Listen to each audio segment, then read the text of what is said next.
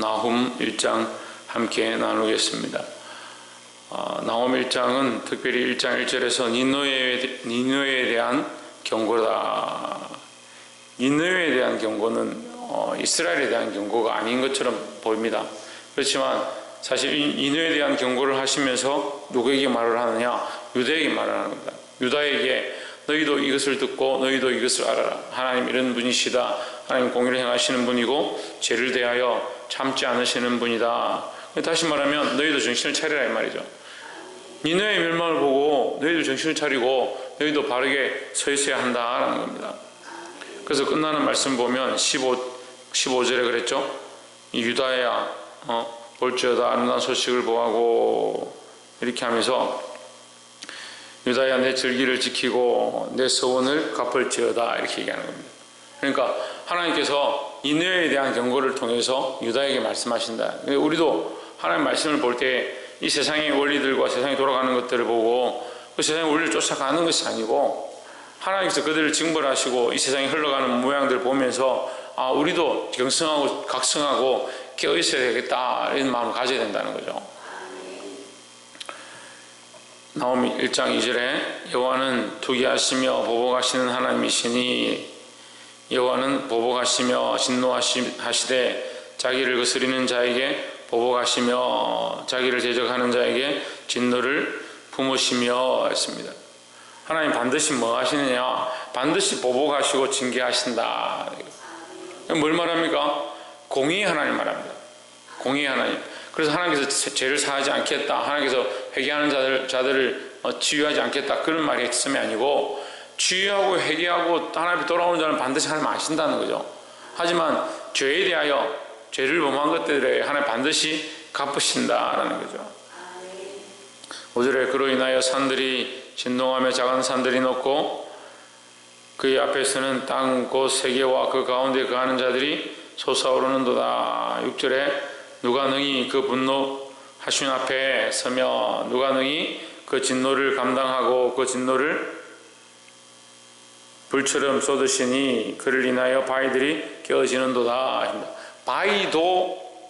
바위라 할지라도 하나님의 진노 앞에 견딜 수 없다. 하나님의 그 진노의 불 앞에 바위도 남아날 수 없다 이런 뜻이죠.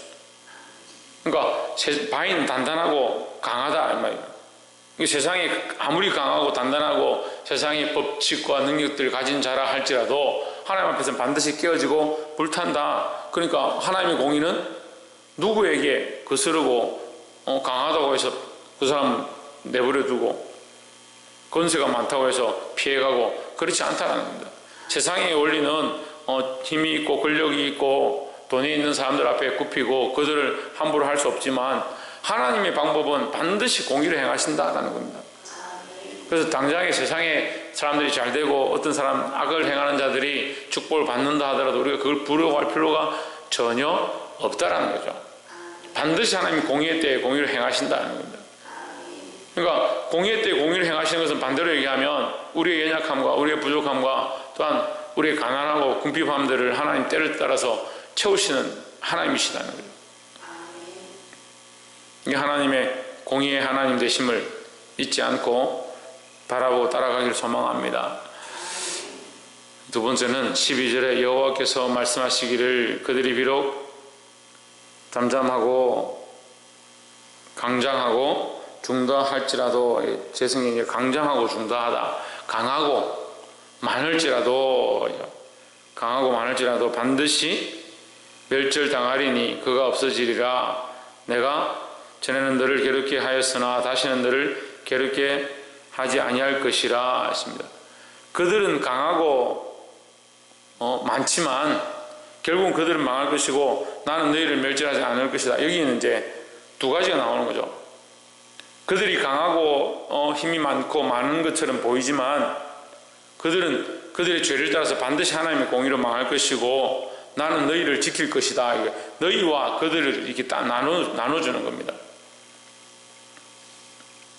그러니까 하나님은 우리를 사랑하시고 우리가 그런 상황 가운데 지금 세상 가운데 손해보고 어려운 가운데 있다 할지라도 하나님 반드시 우리에게 갚으신다라는 겁니다.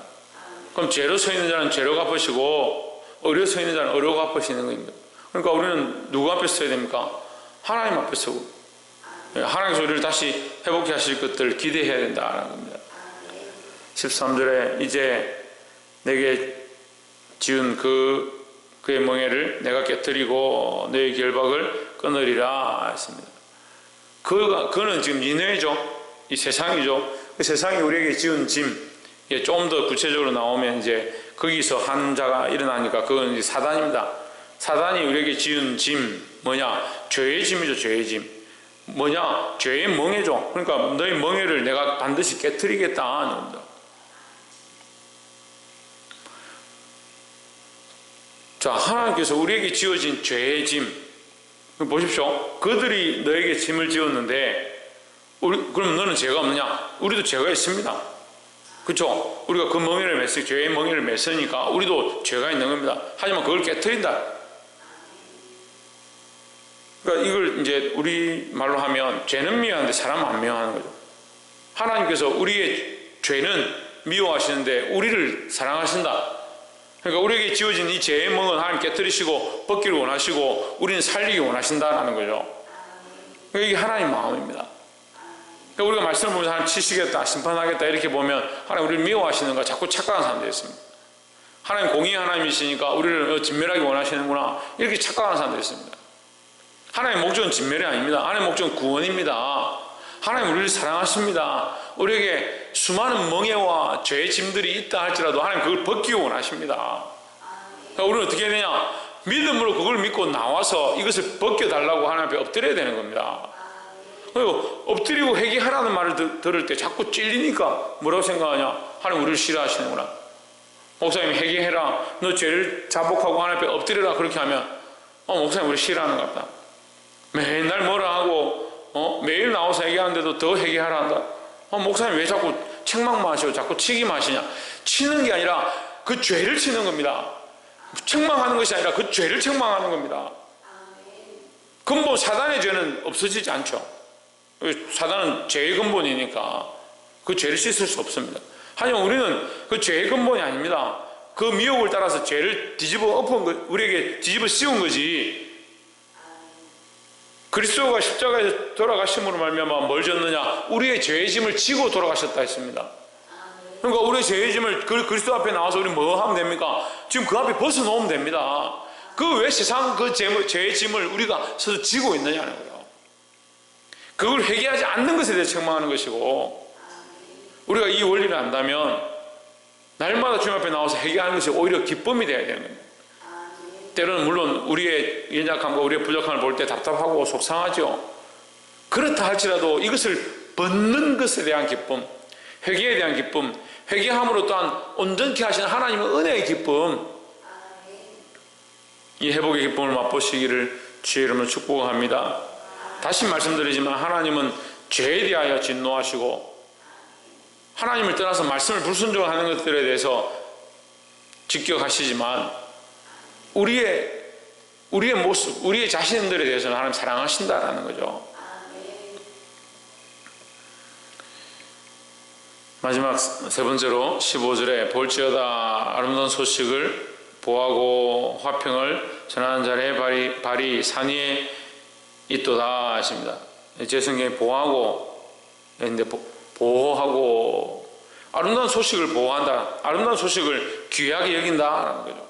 하나님께서 이 구원의 소식을 이스라엘에 전하고 악한 자들, 이스라엘 괴롭히던 나라가 멸망하게 되고 하나님의 공의를 떠나서 죄의 길을 가는 자 하나님께 반드시 공의로 심판하신다. 너희는 공의로 행하시지만 너희 죄를 벗기고 너희를 살리기 원하신다. 이 소식, 이 귀한 소식을 너희가 보호하고 귀하게 여기고 이 하나님의 화평 뭘 깨뜨리고 왜 죄를 깨뜨리고 뭘 깨뜨리고 그 멍에를 깨뜨리고 하나님 깨뜨리고 우리가 뭐 하기 원하신다? 왜 화평하기 원하신다? 지금 15절의 말씀이 그거예요. 이 화평하기 원하시는 것을 뭐하라? 전하는 자가 되라. 전하는 자가. 전하는 자의 발이 산 위에 있도다. 유다야 내 절기를 지키고 내 서원을 갚을지어다. 악인이 진멸되었으니 그가 다시는 내 가운데로 동행하지 아니하리로다 했습니다. 절기를 지키고 서원을 갚을지어다. 이 말은 하나님 앞에 제사를 드리라는 말이에요. 하나님 앞에 제사를 드리라. 하나님 앞에 예배하라. 하나님과의 관계를 회복하라. 지금 화평을 전하는 자가 복이 있다. 화평은 하나님과의 화평이죠. 세상과의 화평을 얘기하는 게 아닙니다. 지금 니느웨에 대해서 유다를 비유하시면서 말하는데 니느웨하고 화평하라는 게 아니에요. 다시 말하면 죄를 주는 그 나라를 보고 그들과 화평하라 이 말이 하는 게 아닙니다. 누구와 화평하라 하냐? 하나님과 화평하라는 겁니다. 하나님께서 이 화평의 소식을 전하는 자가 복이 있다. 누구와 화평하느냐? 하나님과 화평하는 것. 사랑하는 성도 여러분, 우리가 복된 전달자가 되고 하나님의 말씀을 바로 전해서 하나님께서 우리를 온전히 회복하시고 우리와 합병하기 원하신다는 사실을 알고 하나님과 이 관계를 회복하기를 주의 이름으로 축복합니다. 하나님의 마음이 우리를 심판하고 멸망시키는 데 있지 않고 죄와 그 죄의 멍에로부터 그걸 깨뜨리고 우리와 그 사랑의 관계를 회복하기 원하신다는 겁니다. 하나님 우리를 미워하시는 것이 아니라 죄를 미워하시고 우리가 지고 있는 이 멍에를 미워하시기 때문에 이 소식을 전하라는 거예요. 우리가 이 소식, 이 복된 소식을 전하는, 또한 특별히 이 복음을 전하고 하나님과의 이 거룩한 화평의 관계를 회복할 수 있는 저와 여러분 되기를 주의 이름으로 축복합니다. 기도하겠습니다.